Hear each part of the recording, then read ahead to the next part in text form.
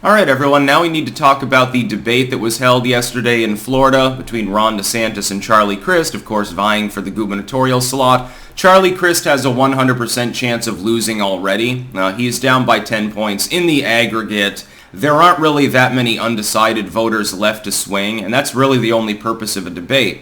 Most of the people that watch are already Team DeSantis or Team Crist. You're not going to change their minds unless you have a monumental walloping of one candidate by the other.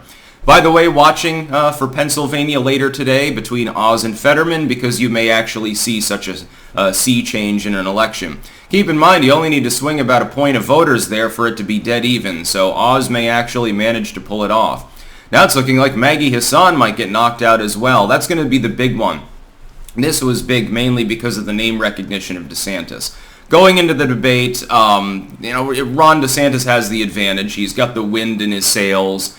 He's got much higher numbers than most candidates in these competitive races. Florida stopped being won months ago, by the way. So he has every advantage. He's going to be cool and collected, and Crist is going to flail around a bit. We see this on Twitter. In the wake of Crist's campaign manager getting arrested for domestic violence, the first thing he did is go on a tweet storm.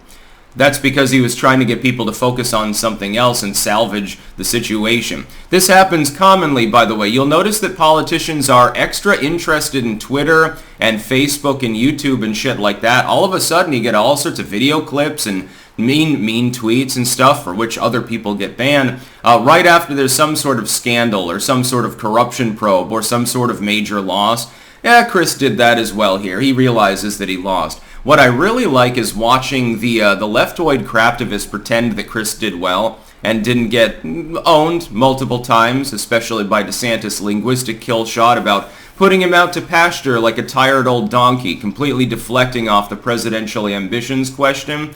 Did a good job at that. There wasn't too much of a follow-through by Crist. He was sideswiped by that one. When I look at this debate, I see a solid DeSantis win. But Crist never really had a chance anyway. That's the thing. It doesn't change anything. It's entertaining. It's fun to watch. I liked the linguistic kill shot. I just don't think that it has any impact on the midterms because this race I've already called. It would be sort of like Abbott and Beto decide to do fisticuffs or something like that, and Beto tips over old man Abbott's wheelchair, and everyone expects this is a brave moment for Beto, and all of a sudden he wins the gubernatorial slot in Texas. It's just, the numbers just aren't there. By the way, if the numbers keep moving in the same direction, Maggie Hassan may lose her job. It might be New Hampshire and Pennsylvania that are the pivot of the election for the Senate.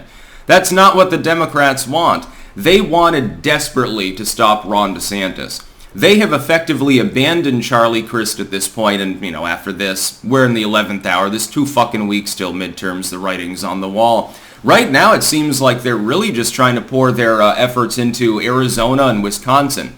And Nevada to an extent. I think that they're beginning to get antsy about even bothering to spend the money there. All over the country, things are moving in the GOP's direction.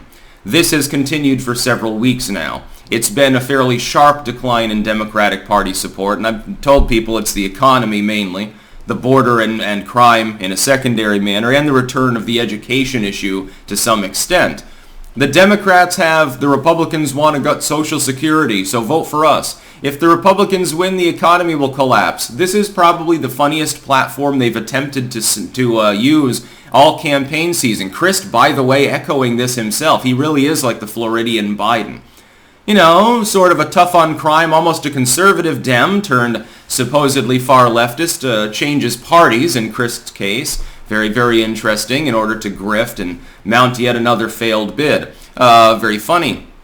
When I look at the political landscape, though, right now, and I see that the Democrats are trying to pivot to a fundamentally economics-based messaging, they took the advice of some of the worst pundits out there. The leftoids are pretending that Crist won, just as they're pretending that Biden is well-liked and a million other things. Here's how we know Crist did not do well. You don't see nearly as much coverage of it on the legacy media. What they want is to have a big front page article on CNN, MSNBC and stuff. Crist's shining moment. Will this move the metric back in his direction? Oh, he's such a swell guy. He completely crippled Ron DeSantis, the evil bigot, the Martha's Vineyard troll, Ron DeSantis. totally shit-canned him and kicked him aside like a pathetic weakling that he is. They would love to do the hyperbolic page 1 article, but they need something to actually be able to justify that. Apparently they didn't find anything. Only Brooklyn Dad Defiant and David Hogg and a few others are actually praising Crist's performance. Watch it for yourself. I mean, it's available out there in full, although, I mean, Crist is a reasonable debater. Ron DeSantis, too. I would put them in the acceptable category, like the 6 out of 10 for debate skills overall. Reasonably well-spoken. Neither of them is massively charismatic, generally speaking. Not in this kind of interaction. DeSantis does a little bit better, but Crist is like a standard boring old politician dude, so don't expect, other than the clips that are circulating, don't expect anything else there that's like, going to be red meat to the base for people that want to get a little bit of an edgy comment in from a politician. Is a little bit beyond the mean tweet stage, I suppose. Ron DeSantis did win. He will win in the midterms. It's not going to be close. It's sort of the same for Abbott, the same for Kemp and some of these others. We've shifted as far as the races that look, competitive. We've shifted to an entirely different set of states twice now throughout the course of the election. Democrats were doing a bit better, and briefly it looked like Florida was in play. There was one poll, this was months ago, that showed Crist ahead by a point. I remember the Democrats were all about crowing about that one.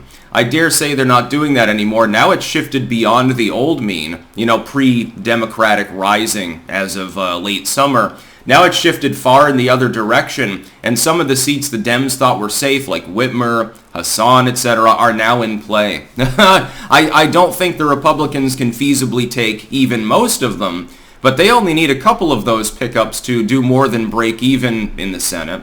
They only need a couple to humiliate the Dems in the State House level with gubernatorial slots. This was, again, a race that the Democrats targeted heavily up until a couple of months ago. Now they're obsessed with Arizona and Nevada, mainly. It was a foregone conclusion they were going to pick up House seats and win the House. I don't know. I think the Young Turks right now are frenetic. Keep in mind, Cenk is preemptively claiming that the United States is going to fall under the banner of fascism in a few weeks. So I think that they're getting a little bit nervous. And it's not just the normal lowering of expectations, because these aren't the wise people that would think up such a strategy. They want to do the gung-ho, yeah, we're going to kill them, we're going to beat the shit out of them, fuck the Republicans thing. It's not really happening now, is it? When the legacy media and the craptivists, who are fundamentally politically aligned, tell an entirely different story about the debate, one saying Crist won, and one not mentioning it at all because they can't make that claim without being fucking ridiculed, that's how you know that Ron DeSantis just buried Charlie Crist's political career. The idea of putting him out to pasture like a tired old donkey is definitely the icing on the cake. That's about all. Peace out.